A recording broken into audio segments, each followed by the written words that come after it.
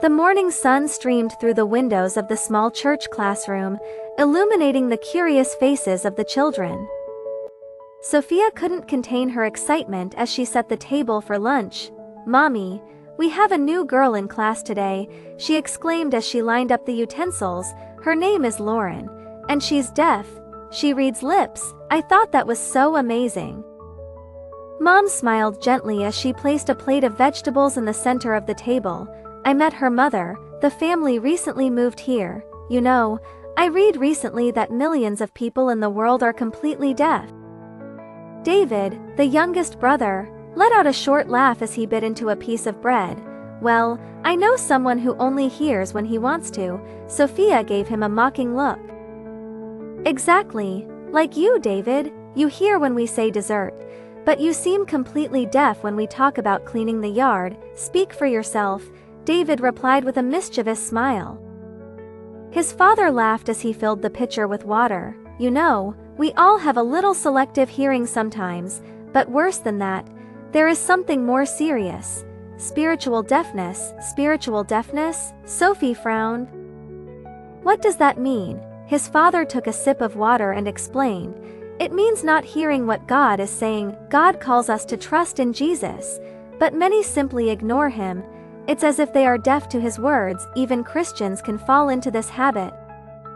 His mother agreed. It happens when we are afraid to hear something from God that challenges us or that we don't want to face.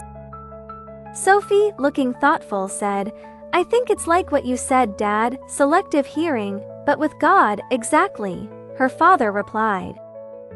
"And you know what's interesting? God speaks to us in many ways through the Bible, through nature, or even through other people. But we have to be attentive. It's like Samuel, who heard God's voice even when he was young." Sofia remembered the story they had learned in the small room at church.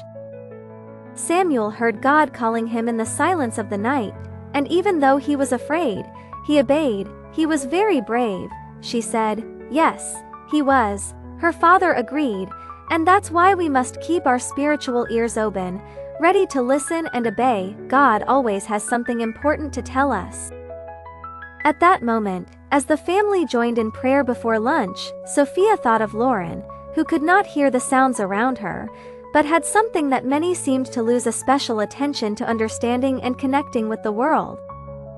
Heartbroken, she said a short silent prayer. "Lord, help me to hear your voice and obey it, like Samuel did. I don't want to be deaf to what really matters." WHAD about you, are you hard of hearing, that is, spiritually? In our story today we learn about the boy Samuel.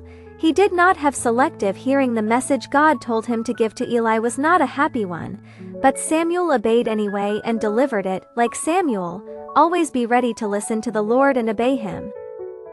Today's key verse, Psalm chapter 85, verse 8. I will hear what God, the Lord, will speak. And today's key thought is, always listen to God.